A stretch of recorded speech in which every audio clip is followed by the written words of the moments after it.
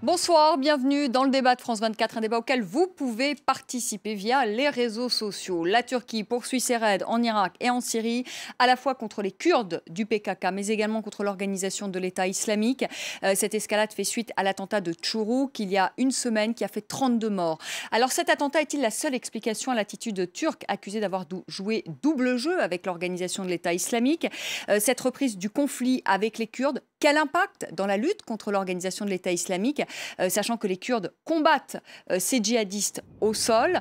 Pourquoi la communauté internationale reste-t-elle bien silencieuse alors que les Kurdes sont bombardés? Eh bien, on en parle ce soir avec nos invités, avec vous, Seveh Aydin Eyzouli. Bonsoir. Bonsoir. Vous êtes avocate au barreau de Paris, vous êtes également secrétaire générale de l'Institut kurde de Paris. Selçuk Demir, bonsoir. Vous êtes avocat, secrétaire de l'Alliance des juristes franco-turcs et vous êtes par ailleurs conseiller juridique du consulat de Turquie à Paris. Nedim Gürsel, bonsoir, merci d'être avec nous. Vous êtes écrivain, directeur de recherche au CNRS et auteur de cet ouvrage, Les écrivains et leur ville. C'est aux éditions du Seuil. Et puis avec nous, Marc Semo. Bonsoir Marc. Bonsoir. Vous êtes rédacteur en chef au quotidien français Libération, au service Monde, et vous connaissez très bien la Turquie pour y avoir été correspondant. Avant de commencer ce débat, eh bien, on va tout de suite écouter le Premier ministre turc Ahmet Davutoglu. C'était samedi. Les opérations continueront si besoin, jusqu'à ce que les centres de commandement d'où sont programmées les attaques contre la Turquie, ainsi que les dépôts d'armes qui peuvent être utilisés contre la Turquie, soient détruits. Ceci n'est pas une opération ponctuelle. Ces opérations sont en cours et continueront tant que des menaces viseront la Turquie. Il y a de quoi répondre de la forme la plus violente si des éléments menaçants tentent de défier la Turquie. Selçuk Demir, est-ce qu'on peut dire ce soir que la Turquie est en guerre sur deux fronts, contre les Kurdes du PKK et contre les djihadistes de l'organisation de l'État islamique? Disons que la situation est particulièrement tendue. On a en effet des tirs qui ont été dirigés vers Daesh, mais également vers certains camps du PKK, suite notamment à la rupture unilatérale du cessez-le-feu par le PKK qui a, par cet attentat malheureux, malheureusement mis le feu aux poudres et envenimé une situation déjà extrêmement difficile. Donc oui, la situation est difficile. La situation, nous l'espérons, ira vers un rétablissement des relations, notamment avec un certain nombre de forces, par exemple du YPG ou du PKK, mais la situation est tendue et espérons que dans les jours qui viennent, en effet, elle se rétablirait vers un peu plus de stabilité, un peu plus de sérénité pour tout le monde. Est-il vrai que l'armée turque a bombardé des positions des Kurdes de Syrie? Vous savez, ces Kurdes qui ont protégé notamment, enfin qui ont chassé même les djihadistes de la localité de Kobané. Alors, je ne suis malheureusement pas sur le front. Malheureusement ou heureusement, je ne sais pas. Peut-être avoir des informations via l'ambassade. Je n'ai pas d'informations officielles à vous transmettre. Via le consulat. Je vois ça comme vous à travers la presse. Ce qu'il faut néanmoins dire, c'est que... Mais est-ce que ça vous paraît plausible? Alors même si vous n'avez pas l'information, est-ce que ça vous paraît plausible? Ce qu'il faut néanmoins dire, c'est que la réaction de la Turquie est proportionnée et surtout a été occasionnée par les malheureux attentats qui ont été perpétués par le PKK, qui, vous le savez, est une organisation terroriste. Et en conséquence de quoi, la Turquie a dû réagir. Elle ne pouvait pas rester les bras croisés devant ces attentats-là. Je rappelle qu'il y a plusieurs policiers qui ont été assassinés dans des conditions extrêmement sombres. On a également des militaires qui ont été touchés par des tirs. La Turquie se devait de réagir et elle a réagi de façon proportionnelle et de façon mesurée, afin notamment que les armements de ces terroristes puissent être mis à néant et donc que la situation puisse se stabiliser. Nedim Gürsel, vous êtes d'accord avec Selçuk Demir? C'est une réaction proportionnée de la Turquie. C'est normal que la Turquie intervienne aujourd'hui contre les djihadistes, mais également contre les Kurdes du PKK. Oui, la Turquie se trouve dans une situation difficile, je dirais même chaotique, car elle mène ce combat sur deux fronts. Je regrette un peu que les pourparlers qui étaient en cours depuis longtemps soient arrêtés à cause justement de l'attitude intransigeante du gouvernement de Davutoglu. Il faut aussi rappeler que pendant longtemps, la Turquie a fermé les yeux sur les activités du Daesh. Alors, la question double se jeu, pose. vous dites. Cela me paraît évident. Ils ont arrêté hier milliers de personnes, dont la plupart étaient probablement impliqués dans l'organisation du Daesh. Qu'est-ce que la Turquie a attendu pour faire cette opération? Car il y a eu des élections législatives le 7 juin, et depuis, le pays est entré dans une sorte de chaos, et certains disent que le président Erdogan veut en profiter pour renouveler les élections. Des élections, pour y avoir des élections anticipées, on va parler au mois d'octobre. Sevgi Aydin-Nizouli, je voudrais que vous réagissiez quand même justement à cette Turquie qui aujourd'hui bombarde les positions du PKK. Est-ce que vous estimez que c'est une réaction proportionnée? Parce qu'en effet, il le rappelait, Selçuk Demir, il y a quand même des policiers qui ont été tués par le PKK qui a revendiqué ces attentats. Tout à fait. Alors, proportionné, pas du tout, parce que je rappelle aujourd'hui encore qu'il y a eu ce matin 9 raids aériens sur des positions de PKK dans le Kurdistan irakien, dans le Kurdistan de Sud. Votre question, c'était par rapport aux attaques de l'armée turque à l'encontre de villages kurdes syriens, donc de positions de YPG, donc YPG, donc les forces... Ce sont les Kurdes syriens. Kurdes syriens qui combattent Daesh. Et là, la situation devient complètement incompréhensible, peut-être pour les gens qui sont de l'extérieur, mais pour ceux des Kurdes, c'est tout à fait compréhensible. Pourquoi? Parce que l'armée turque a commencé à bouger, c'est même avant l'attentat de Suruç. Quand on parle d'une réaction proportionnelle à l'attaque ou à l'assassinat de 2 policiers, je rappelle qu'il s'agissait, c'est en soi très regrettable, c'est inadmissible, mais il ne s'agissait pas de l'assassinat de 2 commandants de l'armée, c'était des policiers. Pourquoi? Le PKK a réagi à l'encontre ou en représailles de l'attentat de Suruç, au cours duquel 32 personnes civiles, des étudiants qui sont arrivés à Suruç dans le cadre d'une opération humanitaire. Ce sont des membres des organisations de la société civile qui visaient à aller entrer à Kobani pour la reconstruction de Kobani. Ils avaient des jouets, de l'aide alimentaire pour la population civile, et l'attentat a été perpétué là-bas. La personne qui a commis l'attentat était l'ami intime d'une autre personne qui a perpétré l'attentat à Diyarbakir. Et le PKK et tout le monde, d'ailleurs, se pose la question. Alors, 1 mois auparavant, il y avait quelqu'un de Adiyaman qui s'est fait exploser dans un meeting électoral de Diyarbakir. Pourquoi cette personne qui est amie intime de ces mêmes kamikazes n'a pas été contrôlée? Donc, on pense, et on a des raisons sérieuses pour penser que la police turque, qui était près du lieu de l'attentat, était de complaisance avec Daesh.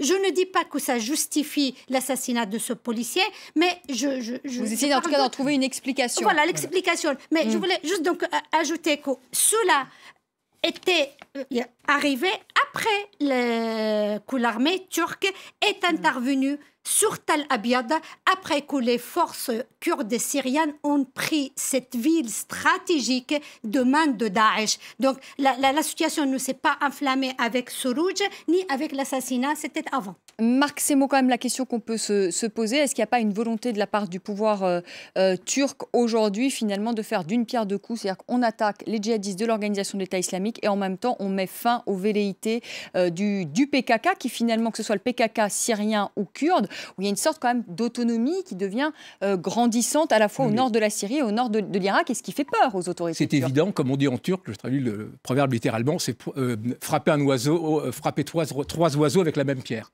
Voilà, c'est évident. Alors la question maintenant qui se pose, c'est de savoir, pour les autorités turques, qui est l'ennemi principal. Parce que quand on fait une guerre, il vaut mieux savoir ce qu'on veut et quel est l'ennemi principal. Or là, c'est pour le moins confus. Alors, ce qu'il faut comprendre, cette stratégie d'Erdogan est extrêmement dangereuse. C'est une stratégie de bout de feu qui risque de mettre le chaos dans toute la région. En même temps, cette stratégie, elle est cohérente avec sa vision et elle est cohérente aussi avec son style. Alors, ce qu'il faut voir, c'est que pour la Turquie, pour Erdogan, l'ordre des priorités n'était pas le même que pour la France ou pour les Américains par rapport à la question syrienne. La priorité de la Turquie, c'était, et ça reste, renverser le régime de Bachar el-Assad. La deuxième chose, c'est d'éviter que se constitue un État kurde en Syrie, au nord de la Syrie, le long de sa frontière sud, 900 km, avec une organisation qui est très proche des rebelles kurdes turcs du PKK. Et le troisième, c'était les djihadistes. Au début, la Turquie a aidé les djihadistes parce qu'ils considéraient que c'était des combattants contre Assad. Ensuite, l'État islamique a changé la donne. Aujourd'hui, qu'est-ce qui se passe? La Turquie a compris, Erdogan a compris qu'il était dans l'isolement, que ses alliés faisaient pression contre lui. Donc, depuis longtemps, il négociait avec les Américains quelque chose de fondamental. Les Turcs ont dit, on veut bien ouvrir nos bases, on veut bien rentrer réellement dans la coalition contre l'État islamique. La Turquie est un pays de l'OTAN, elle a une position stratégique, elle a une seule condition, c'est que les Américains s'engagent pour que l'on crée une zone de sécurité au nord de la Syrie, plus ou moins au nord d'Alep. Donc c'est une zone de sécurité qui ferait 100 km sur 50 km de profondeur, qui désenclaverait Alep et qui surtout permettrait l'installation d'une Syrie libre, à la fois libre des bombardements du régime de Bachar el-Assad et libre des interventions de l'État islamique. Ça serait une espèce de Syrie libre, ça serait le début d'un basculement sur le terrain. Et la Turquie, maintenant, est entrée en lice en disant, voilà, Davutoglu l'a dit, le Premier ministre l'a dit ouvertement aujourd'hui, l'entrée de la Turquie et l'emploi de la force peut totalement changer la donne, et en Syrie et en Irak. Donc c'est ça la situation. C'est une stratégie qui est, dans la logique d'Erdogan, extrêmement intelligente, mais effectivement, qui peut être aussi extrêmement dangereuse. C'est une zone, juste quelques mots. Oui, M. Erdogan, depuis longtemps, plaide et fait tout pour l'installation de cette zone. Cette zone c'est une zone kurde où les Kurdes sont installés. Pas du tout, mais justement, c'est une zone qui couperait en deux, d'ailleurs, le Kurdistan, mais qui permettrait... Parce qu'il n'y a pas que des Kurdes au nord de la Syrie. Il y a aussi des Arabes, il y a aussi des Turkmènes. La Turquie accuse, à tort ou à raison, les Kurdes de chasser les Arabes et les Turkmènes. Eux, ils disent, voilà, dans cette zone-là, il y aurait les institutions, il y aurait le pouvoir de la Syrie libre, de l'opposition, que la France aussi soutient. Mais qui ferait un tampon, finalement, entre la Turquie... Non, qui serait... Il y a une zone kurde. Ensuite, il y aurait cette zone qui fait 100 km. Ensuite, de nouveau, les zones kurdes. Disons, elles tronçonneraient en deux. C'est ça l'objectif. Vous voyez, parce que dans le Kurdistan syrien, jusqu'à maintenant, on a constitué 3 cantons kurdes. Ces cantons kurdes, donc, vous avez le Jazira, Kobani et Afrin. Entre chaque canton, il y a quand même des villages arabes qui adhèrent quand même à la stratégie pour la majorité des Kurdes. L'objectif de Erdogan, c'est quoi? Il a peur que les 3 cantons kurdes soient unifiés avec l'avancée de groupes des forces d'unité kurdes. Et donc, il voudrait entraver à jamais, compromettre à jamais cette possibilité d'unité des 3 zones kurdes. Selçuk Demir va réagir. Contrairement à ce qui est dit, l'objectif premier de la Turquie, en installant cette espèce de zone tampon, c'est d'abord et avant tout des motifs humanitaires. C'est de permettre de libérer un corridor qui va permettre à des centaines de milliers de personnes de pouvoir vivre dignement et normalement. Comme vous le savez, la Turquie a accueilli près de 2 millions de réfugiés depuis le début du conflit. C'est une situation qui, sur le plan social en Turquie, est extrêmement difficile. Donc l'objectif, c'est de permettre que ces gens-là, qui ont fui la guerre et qui ont été accueillis par la Turquie dans des conditions extrêmement favorables, tout le monde le reconnaît, notamment le Haut Commissariat aux réfugiés, puissent regagner leur pays dans des conditions sereines. Donc l'idée de la zone tampon, c'est ça. Idée de la zone tampon qui d'ailleurs est soutenue par l'Élysée. François Hollande, souscrivant à cette idée qu'une zone tampon doit être mise en place là-bas pour permettre à ces gens-là de vivre dignement. Ce qui doit être également dit par rapport à ce qui a été dit sur Suruk et l'attentat que vous avez évoqué tout à l'heure. La première victime de l'attentat de Suruk, c'est d'abord et avant tout la Turquie. Les gens qui sont morts et qui ont été assassinés par Daesh, c'est d'abord et avant tout des enfants de la République de Turquie. Ce sont d'abord et avant tout des citoyens turcs. Donc aller prétendre... Mais il y avait les Kurdes aussi. À travers mais des citoyens kurdes, certes, mais des ressortissants turcs, des ressortissants de la Turquie. Les Turcs, de façon générale, ce sont des Turcs, des Kurdes, des Lazes. On a toute une série de peuples et de confessions différentes, mais ce sont les enfants de la République. Ce qui doit être dit, c'est qu'on ne peut pas légitimiser un attentat comme celui du PKK sur les 2 policiers à partir de présomptions. De même qu'on ne peut pas dire, par exemple, c'est une idée complètement ridicule, que derrière l'attentat de Charlie Hebdo, il y aurait l'Élysée. On ne peut pas, de la même façon, dire que derrière l'attentat de Suruk, il y aurait Çankaya et il y aurait la République de Turquie. Légitimiser des actes terroristes de cette manière-là, avec une théorie du complot qui sort de nulle part, et qui ne s'appuie sur aucun élément crédible, c'est à mon vous avez sens entendu celles faire le jeu du terrorisme. Mais par contre, sur la question, c'est-à-dire, est-ce qu'aujourd'hui, Erdogan, en se lançant dans cette guerre contre l'organisation de l'État islamique et le PKK, est-ce qu'il n'y a pas une volonté de détruire finalement le PKK, cette peur justement qu'il y ait un État kurde? Il y a surtout, Madame Burgraf, une volonté de se défendre. La Turquie a été attaquée à travers ces attentats-là. Des policiers et des militaires là, en ont l'occurrence, été tués. elle a été attaquée par les djihadistes de l'organisation de l'État islamique, pas par les Kurdes. Également par le PKK, qui d'ailleurs ne représente pas l'ensemble des Kurdes. Donc l'objectif premier de la République de Turquie, c'est d'abord de se défendre contre des attentats qui ont eu lieu sur son territoire de manière proportionnée et graduée. Nedim Gürsel. Oui, ce qui est difficile à comprendre, c'est justement la position de M. Erdogan. C'est peut-être légitime que la Turquie craigne l'émergence d'un État kurde dans ses frontières, mais en même temps, il y avait un cessez-le-feu. Le PKK n'attendait pas la Turquie.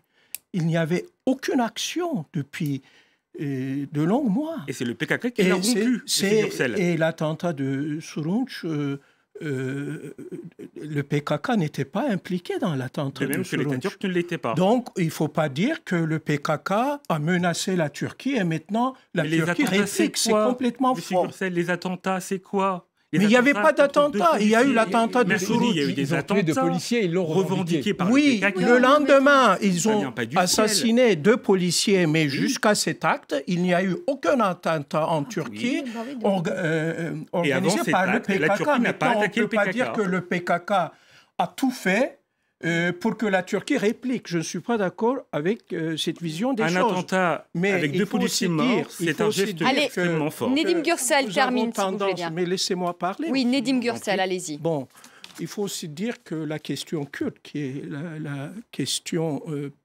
essentielle de la Turquie, et il faut trouver une solution. Il y a le HDP, il y a un parti qui a 80 députés à l'heure actuelle au Parlement. Alors, on le dit à nos téléspectateurs, Nedim Gürsel, le HDP, qui est un parti de gauche, pro-kurde, qui a remporté 13 sièges aux dernières élections. C'était 13%, pardonnez-moi, et 80 sièges. Avec 13% voilà, des voix. C'était une percée historique. Voilà. Jamais ils avaient fait leur Donc, entrée au Parlement. Il y avait là vraiment, d'autant plus que, je le rappelle, les pourparlers continuaient. Le processus de paix était en route. Et puis, qu'est-ce qui se passe? Tout d'un coup, il y a cet attentat de Suruç qui a déclenché la colère de la Turquie. À mon avis, pas à juste titre vis-à-vis du PKK. Mais vous trouvez ça disproportionné? C'est disproportionné. Et puis, aujourd'hui, encore, il y a eu des raids aériens très intensifs envers le PKK.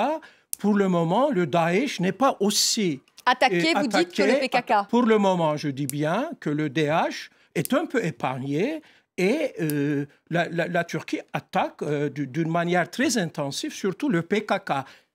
J'ai eu des informations récentes. Les raids aériens ont été dirigés non seulement contre les camps du PKK en Irak, mais aussi à l'intérieur même de la Turquie. On va faire une petite pause si vous le voulez bien et on reprend notre débat dans quelques instants après le rappel des titres. À tout de suite.